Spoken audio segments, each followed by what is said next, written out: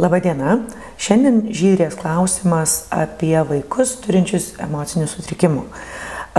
Kai turėsi laiko, gal galėtum parašyti, kokie yra pastebėjimai apie darbą su vaikais turinčiais emocinių sutrikimų. Kai grupėje yra vienas ar keli panašus vaikai. Laikymo metodas, pasivaikščiojimas lauke, esant keliems pedagogams klasėje, skatinimo būdai yra žinomi ir Lietuvoje. Bet ką daryti, jei tėvai nesutinka, kad jų vaikas būtų laikomas, kai prasideda jam emocijų protrukiai, kokius metodus siūlytume dirbant su panašiu vaiku, kaip organizuoti ugdymo procesą, jei tai būtų darželis ar mokykla. Nes, kiek žinau, tokių problemų yra nemažai. Iš tiesų tai yra, net nenorėčiau sakyti problema, bet turbūt situacija, į kurią daug kas atkreipia dėmesį. Apie ką aš norėčiau kalbėti? Visų pirma, apie tai, kad šiandien turbūt kiekvienoje klasėje mes rasime bent vieną vaiką, kuriam reikia, pagalbos, kurio elgesys kelia klausimą, ar jis neturi emocinio sutrikimo. Gali būti, kad jis visai ir net nėra diagnozuotas. Ir kalbos apie emocinius sutrikimus yra labai jautrios ir netgi šiek tiek tabu. Dėl to, kad į jų įvardinimą jautriai reaguoja abi pusės. Ir pedagogai, ir tėvai. Tėvams dažnai atrodo, kad jų vaikas neturi sutrikimo, o jeigu sutrikimas yra diagnozuotas, jie nori ypatingo dėmesio. Tuo tarpu pedagogai jautriai reaguoja, nes jie sako, aš esu mokomas dirbti su normalių vaikų grupė, ar ne? Ir ta tema yra skaudi ir apie tai reikia kalbėti.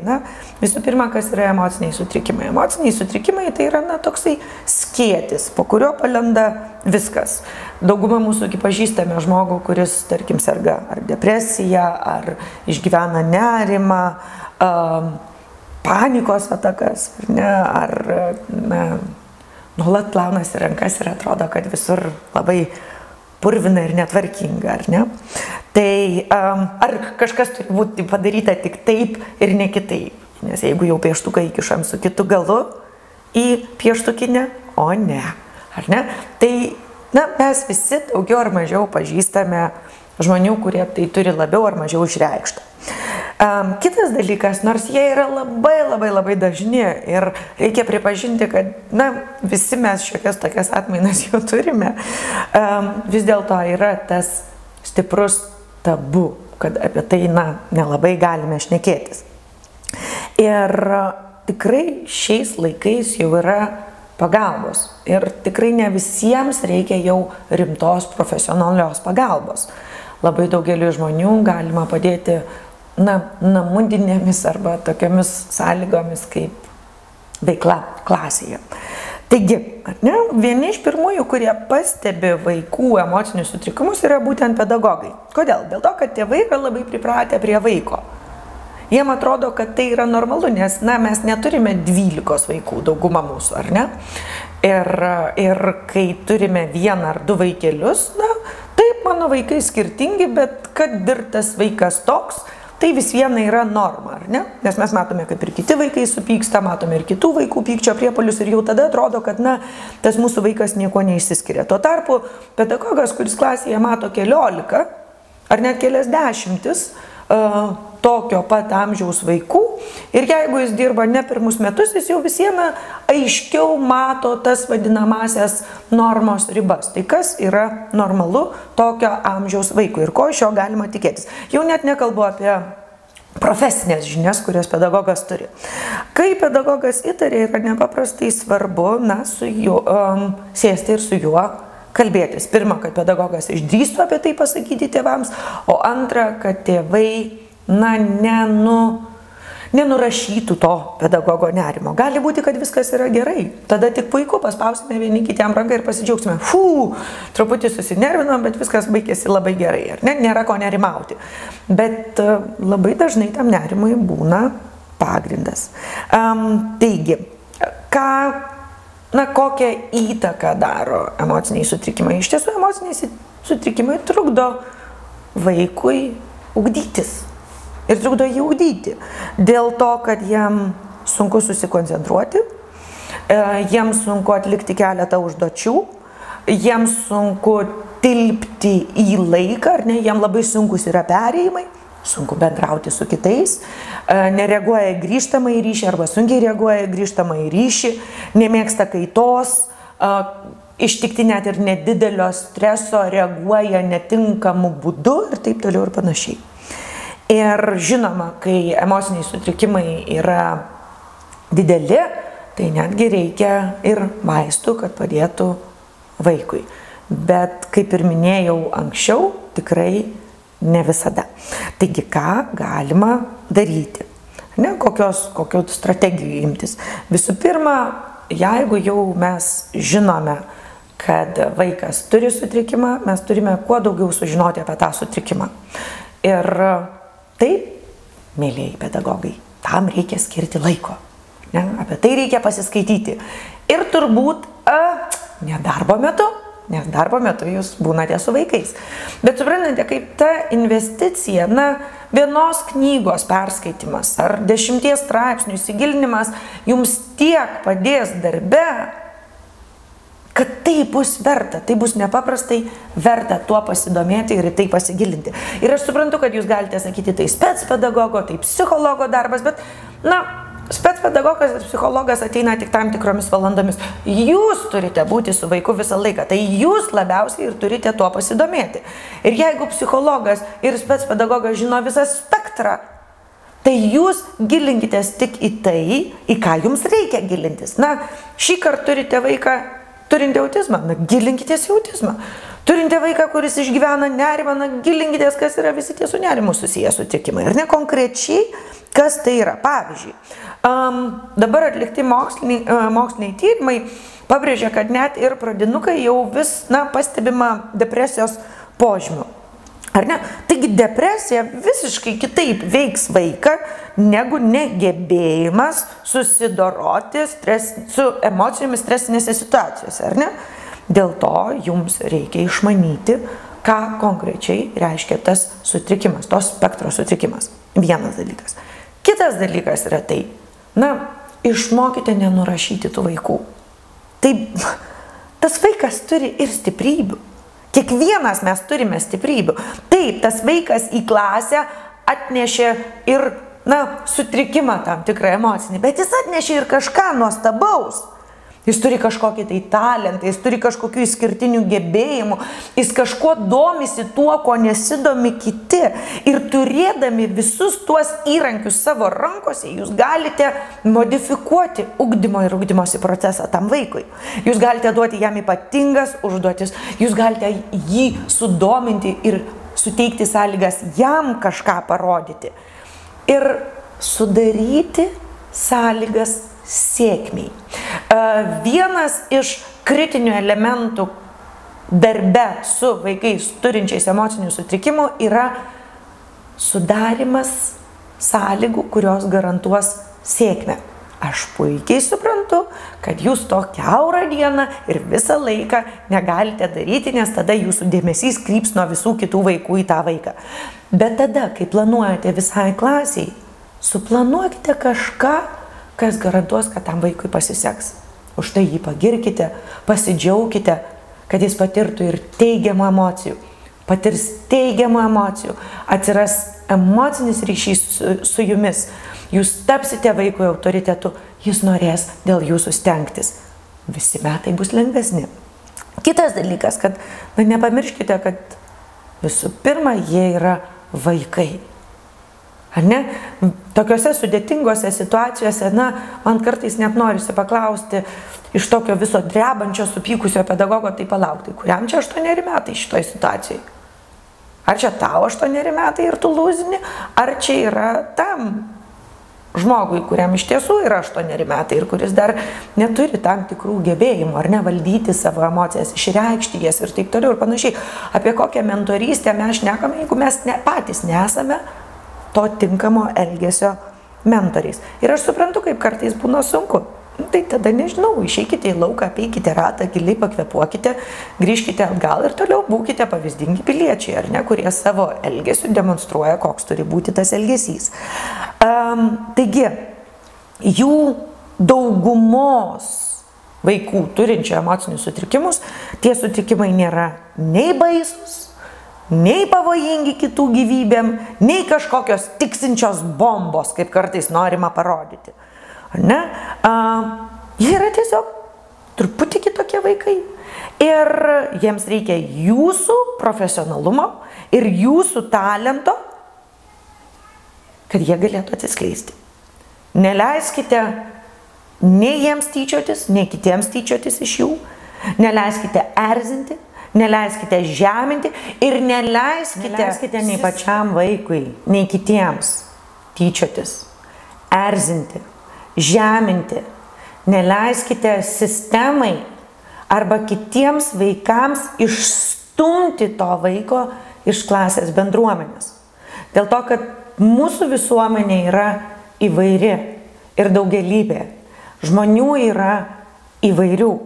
Ir bet kuriuo atveju, vieną dieną ir tie patys vaikai, kurie šiandien neturi jokių sutrikimų, gali, susirgti anoreksiją, bulimiją, depresiją ir gali atsitikti kažkas jų gyvenime, kad jie išgyvens didžiulį stresą, nerimą arba įtampą.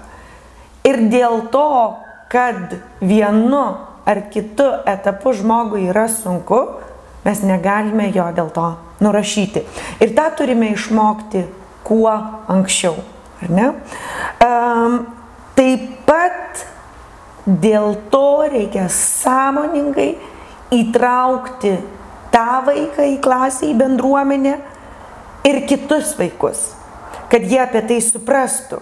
Ar ne dėl to, kad natūralu, emocinis raidos sutrikimas, jau sutrikimas savyje neša tą prasme, kad nėra lengva.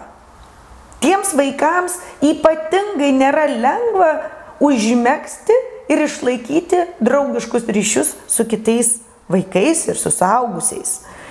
Ir tam mes ir esame, kad net kitiem vaikam nepastebit, labai subtiliai padėtumėme tam vaikui įsitraukti, ypač kai yra grupinis darbas, kai yra visos klasės kažkokios tai veiklos, kai yra projektai, kuriuos atlieka 2 ar keletas vaikų. Mūsų vaidmuo yra, kitiem vaikam net nelabai pastebint, padėti tam vaikui. Kad jam būtų lengviau, kad jį pamėgtų, kad pastebėtų tai, ką jis daro geriau. Ar ne, nes ką aš pastebiu, dažnai patys mokytojai atstumia tą vaiką. Toks, eik truputį į šoniuką. Ar ne, taip, jis niekada netaps klasės dalimi. Mes turime būti tokie slapti jų sąjungininkai. Ar ne, mes turime padėti jam įsilieti, o po to, kai jis jau įsilies, jis natūraliai bus tos klasės dalimi. Kartais tokiems vaikams reikia sudaryti galimybę padirbti vieniems ir pasilsėti. Galbūt net išeiti iš klasės, atsisėsti kitur, ant žemės, kilimėlio, išsidrėbti į sėdmaišį, ar ne, ir tiesiog leisti nusiraminti, leisti apgalvoti savo elgesį. Ir turi būti labai aiškios taisyklės ir labai aiškus lūkesčiai. Ne tik tam vaikui, bet ir visai klasiai. Kaip jau minėjau pačioje pradžioje, šiandien mes kiekvienoje klasėje turime tokių vaikų, kuriems galime klijuoti etiketę. Kad jo elgesys netoks. Ir vietoj to, kad mes rinktumėme parašus ir stengtumėmės kuo greičiau jį išmesti iš tos klasės, mes turime surinkti visas galvas ir rasti būdą, kaip įtraukti tą vaiką į tą klasę. Visų pirma, tai yra taisyklės. Kitas dalykas, ką aš noriu labai pabrėžti, labai dažnai vaikai turintys emocinių sutrikimų tampa ne iniciatoriais, o objektais kitų vaikų netinkamo elgesio. Tai ne tas vaikas, kuris iššaukia. Negalima jo kaltinti, sakyti, va, jis kaltas, čia dėl jo viskas. Ne. Labai dažnai vaikai pamatė, kad tas vaikas gali būti atpirkimo ožiu, taip viską ir sudėlioja, kad jis tuo atpirkimo ožiu taptų. Ir vietoj to, kad mes tą sistemą perkastumėme, perprastumėme, mes dažnai pasiduodame ir pakliūvame į šitas pinkles. Ne? Taigi, kuo aiškesnės klasės taisyklės, kuo aiškesnė struktūra, tuo visiems bendruomenės nariams yra aiškiau, koks yra netinkamas elgesys, kokios yra netinkamo elgesio pasekmės ir, tokioje aplinkoje atsiranda vienodas požiūris į elgesį, vienodas požiūris į taisyklių pažeidinėjimą ir, planas, kaip mes norime elgtis. Taigi, aišku, labai svarbu yra būtent tas planas. Planas, kaip elgsimės mes, kaip elgsis tėvai, ką mes turime pasakyti kitiems tėvams, ir kaip visa ta bendruomenė turi veikti. Jeigu jūs to nemokate, sėskite su specpedagogu, sėskite su psichologu, ieškokite informacijos internete, jos yra 9 galybės. 9 galybės. Be to dar yra labai svarbu, ypač jeigu sutrikimas yra didesnis, išsiaiškinti, koks gali būti vaistų, kuriuos vaikas vartoja, pašalinis poveikis, kokio elgesio galima tikėtis, ar ne? Gali būti labai stiprios reakcijos, apie kurias mes privalome žinoti. Ir taip pat, kokie yra atminties arba koncentracijos sutrikimai ir ką mes apie tai turime žinoti. Labai yra svarbu aiški ir nuoširdi komunikacija, kad visos pusės viską žinotų. Taigi, vis viena, kaip mes individualizuojame ir gabiems vaikams, taip mes turime individualizuoti ir visiems kitiems vaikams. Aš puikiai suprantu, kad jūs negalite individualizuoti visiems, bet, kaip jau ne kartą ir šį kartą sakiau, klasėje nėra visi vaikai, kuriems visiems reikia individualizuoti. Tai yra pavieniai atvejai. Be to, vieną kartą per tai perėjus, jau kitą kartą, kai jūsų klasėje ateis vaikas turintis tos pačius iššūkius, ar ne, norėčiau sakyti, jau jums bus lengviau, nes jūs jau būsite vieną kartą tos iššūkius įveikę. Ir dar kartelį, nepaprastai svarbi yra tėvų ir kitų suaugusių, tai yra pedagogų, psichologų, specpedagogų bendrystė. Ne tik bendradarbiavimas. Galima susėdus palinksėti galvomis, visi supratom, viskas aišku, bet neturėti jokios bendrystės. Tikro, to nuoširdaus, giluminio bendradarbiavimo. Tėvai yra informacijos šaltinis. Taip, jie galbūt negali papasakoti, kaip vaikas elgiasi klasėje ar grupėje, nes, jie su tuo nesusiduria, jie savo namuose neturi klasės vaikų, ar ne, kuriuos reikia dar ir ugdyti. Bet jie visieną žino daugybę subtilumų, kada koks elgesys iššaukia tam tikras reakcijas, kaip galima vaikui padėti ir taip toliau ir panašiai. Jie tikrai gali turėti pasiūlymų, kurie padės jums, padės kitiems vaikams. Ir taip pat jie gali jūs informuoti apie tai, kokie, tarkim, pasikeitimai yra vaiko gyvenime, nes vaikai, kurie turi emocinių sutrikimų, jie ypatingai dažnai jautriai reaguoja ir į tai, kas vyksta jų aplinkoje. Be to, tai yra ir informacijos šaltinis apie vaiko vaistus, galbūt apsilankymus pas psichologą ir taip toliau ir panašiai. Taigi, apibendrinant, norėčiau pasakyti, emociniai sutrikimai, visiems kelia nerimą. Visiems yra neramu, aš tą puikiai suprantu. Dievulėliau, kaip smagiau būtų, jeigu mes visi būtumėm tiesiog tobuli. Bet mes turime pripažinti, kad nei aš, nei jūs, nei kas nors kitas, nesame tokie jau saldainiukai, ar ne, kurie nuostabus visada bet kada ir taip toliau ir panašiai, ar ne? Ir emociniai sutrikimai nėra jau tokie nedažni, ypač jeigu mes apie juos kalbame ir juos pripažįstame. Ir kiekvienas pedagogas, kiekvienas mokytojas gali padaryti nepaprastai daug. Labai noriu paprašyti, nenusimeskite to. Nesakykite, man neužtenka psichologo valandų, ar mes mokykloje neturime specpedagogo. Iš esmės, nepaprastai daug galite padaryti jūs. Jūs galite suteikti paramą ir vaikui, ir tėvams. Jūs galite, padėti išsklaidyti tą stigmą ir tą tabu, kuri yra susijusi su emociniais sutrikimais.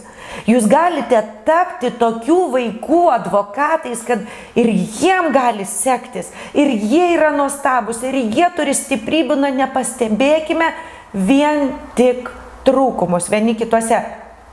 Jūs irgi turite trūkumų. Jeigu kažkas kiaurą dieną stovėtų šalia jūsų ir sakytų, ir vėl, ir vėl, ir vėl, ar ne? Kaip jūs jaustumėtės? Koks būtų jūsų pasitikėjimas savimi ir tikėjimas, kad jūs galite įveikti sunkumus, ar ne? Ir aš tikiu, kad yra nepaprastai daug pedagogų, kurie dirba šį fantastinį darbą ir yra tikri vaikų ambasadoriai.